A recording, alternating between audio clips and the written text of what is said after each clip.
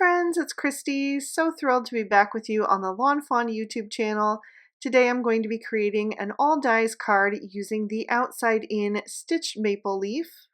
So I die cut that a few times out of some Bristol smooth surface cardstock, and I'm going to be using a wide range of distress oxide inks to add some color. I'm going to be using Festive Berries, Carved Pumpkin, Mustard Seed, Mowed Lawn, Villainous Potion, and Vintage Photo. So I wanted to do almost like a rainbow effect, but also have a little bit of dinginess, I guess, with the brown to just make it look more fall-like and a little bit less vibrant. Although I really think that this combo is stunning even without the brown if you're looking for something that's just a little bit more bright. So I'm just going from one ink blending tool to the next and adding that color, not really worrying about the blend on the first run, just kind of mapping out where the different colors are going to go. And then I'll go back in and go over each of those to blend that in a little bit better and just create a bit more of a seamless look. And then once I'm happy with the color, I'm going to start adding in a little bit of Vintage Photo just around the edges to darken that up and make it look a little bit more desaturated and just a little less vibrant. And then I'll go back one last time with the colors and brighten it up a little bit so we have that brown just as a thin layer around the edges. And then I'll continue on with the next leaf and just add those colors in a way where they won't get muddied next to each other. So I kind of thought out what shades would go next to what. Adding that purple next to the red really helps because those two colors blend well. And then just going kind of in rainbow order from there. And then again, adding in that bit of brown and then brightening things up with the colors one last time. And then I also wanted to make sure that I didn't go in the same order every time, even if the same colors were next to each other, just that they were placed in different spots on the leaves to give them each a bit of a different look. And sometimes I skipped a color here and there depending. So I did a total of 6 leaves. 3 were full die cuts, and then 3 I kind of die cut out of the edge of the piece of paper I was working on. So they weren't full leaves, they were missing little bits, but it's going to be fine with the way that I'm going to place them on the cards. I'm actually making 2 cards today because I figured I had enough. So there are all the leaves that I created. And I wanted to distress these even further. So I'm going to take some clean, clear water and add that to an acrylic block, and then pick that up with a thin paintbrush and tap that off the edge. That water is going to react with those distress oxide inks and start to lift that color up. So I'll let that soak in for a few seconds, and then I'll blot that up with a paper towel and see how I like it. And then if I decide that I want to add a little bit more, I can go in again and add a bit more of that water and just create some extra blobs there. And I did get one kind of large one on that one leaf, but it's going to be fine. I'm going to be adding so many layers of things that it won't be that noticeable. Then I'm going to go back to that Vintage Photo and press that on the block and mix that in with the water that was still there and splatter that all over the leaves to add some more distressing, just to add some more texture and interest to them. And then I also wanted to have some gold speckles, so I'm using my Gansai Tambi Starry Colors, and I'm going in with this coppery gold shade and splattering that all over the leaves as well. And that's going to give them a really pretty shimmer when you tip the card into the light. And then I'm going to let these leaves dry, but while I'm doing my splattering, I'm also going to do my background pieces. So I have a piece of the light brown wood grain cardstock that I've die cut with the largest of the small stitch rectangle stackables. And I'm going to splatter more of that coppery gold paint going from the top left corner toward the bottom right. And then I'm also going to do another shade of that gold that's a bit more vibrant to tie into some paper that I'll be using in just a little bit. So I'm going to have two different shades of shimmer on that background. Now I only had enough of the light brown wood grain cardstock to make one panel. So I'm going to do the second one in white. So we'll have a little bit of a variation between the two cards. So I'm going to splatter both of those shades of gold paint on this panel as well. And then I'll set these aside to dry and move on to my next step, which is going to be working on my sentiment. And I wanted to gold emboss my sentiment, again, to tie into all that gold detail. So I'm doing one for each of the cards and stamping out the words thanks and grateful from the Scripty Autumn Sentiments. I'm stamping that in Versamark ink, which is just a clear sticky ink that works great for embossing, onto a piece of the chocolate bar cardstock from Lawnfawn, and I'm stamping that twice, but just pressing down very gently so I don't squish the letters in those words. Then I'm going to coat that in some gold embossing powder and make sure that I have plenty on there because I really want those sentiments to stand out against all those really brightly colored leaves. So I coated that twice and then just tapped off any excess. And then I'm always super careful to put the lid back on the embossing powder and put that away before I move on to the next step. Otherwise, I always end up spilling it.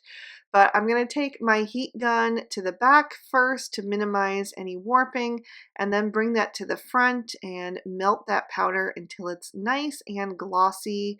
You can kind of see that magic happen as it starts to melt and just becomes really beautiful and shiny. And then I'll set that aside and work on the rest of my sentiment. So onto a piece of kraft cardstock, I'm going to stamp in walnut ink the words "for being you." And then I am stamping that twice to make sure it's nice and bold. And then I will do a piece of white cardstock for my second sentiment. So each of the sentiments match the background that they'll be on. And this one is just going to say "filled with." And then because I'm also doing a dark card base using that chocolate bar cardstock, I'm going to do an insert for the inside. So again, I just use that same largest of the small stitch rectangle stackables and stamped "sending happy wishes your way." So I actually did both inserts the same because I thought they would work for both of the fronts of the cards equally well. And I'm going to glue those to the insides of my card bases, which are A2 standard size cards. So they're 4¼ wide by 5½ tall. And I'm just making sure that there is an equal amount of that dark brown cardstock showing on all four sides so they look nice and straight in there. I didn't get the second one quite straight the first time, so I just fixed that quickly before the glue dries and press that back into place. Then I'm taking some metallic gold cardstock from Lawnfawn, and I just trimmed that down with my paper trimmer to 4 inches by 5¼ so it would make a nice little frame on the outside edge of that dark brown cardstock. And I'm going to press that into place and try very carefully not to get smudges around the outside edge because that's the only part that's going to be showing. But I think it's going to add a nice little reflective element that's going to tie in so nicely to all of our gold details. And then on one of those, I'm going to add the kraft or light brown wood grain cardstock. Just kind of frame that up once again, wipe off any excess glue. And on the second one, I'll use the white piece of wood grain cardstock. And I did run the wood grain in different directions just to kind of mix it up a bit. So the kraft or light brown wood grain cardstock is running horizontally, whereas on the white wood grain cardstock, it's running vertically. So I'm going to take those leaves now and kind of lay them out. I figured I would use 3 on each card. So I'm just figuring out how I want to place them using the ones that weren't full leaves strategically on the outside edges. to just utilize them to the best of my ability and get as much color on there as I possibly can. So I want the leaves to be close to each other but not overlapping. So it just took a little bit of trial and error to turn them this way and that and figure out how I wanted to place them on the card.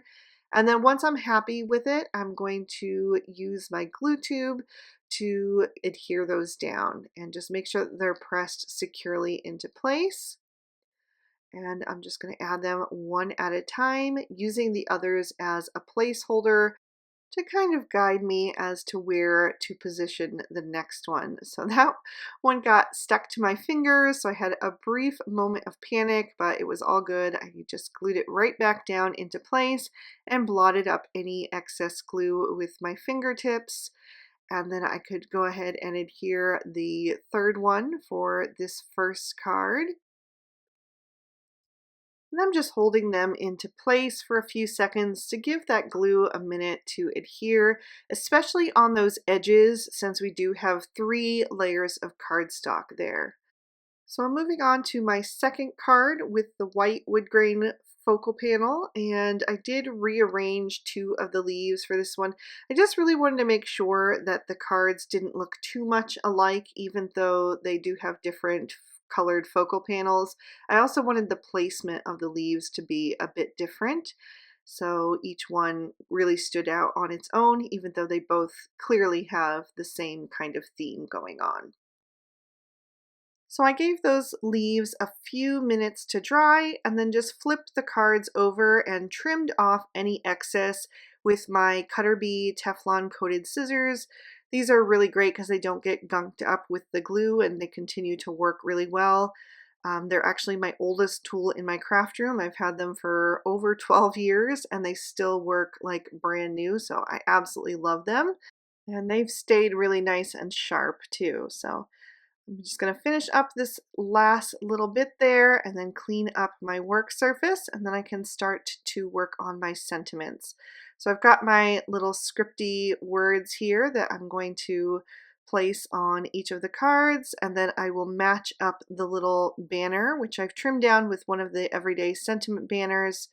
And I just did them each in a different direction. So the one on the craft has the flag on the right hand side, and the one on the white has the flag on the left hand side. Again, just to mix it up. So I'm laying out these sentiments and kind of figuring out the placement, where I want things to go. And I decided I really like them more in the center of the card. So I trimmed down those banners just slightly and then went ahead and adhered them. So full disclosure, I didn't realize until after I had already filmed the video and was doing this voiceover that the sentiment on this card doesn't quite make sense. It says grateful for being you, which sounds like I'm grateful to be you rather than I'm grateful that you are you, which is what I was intending. So I actually ended up fixing that. I just pulled off that banner and re-stamped a new one that said grateful for friends like you. So you'll notice that in the photos on the blog post that I did alter that later on. I was much happier once I made that change, and it was super easy to do since it was just on that banner. It was really easy to just pull up and replace with a new one. So I added the filled with thanks onto the second card with the white wood grain focal panel, and then I wanted to add just a little extra embellishment to kind of fill up some of the empty space and reinforce all of those gold details.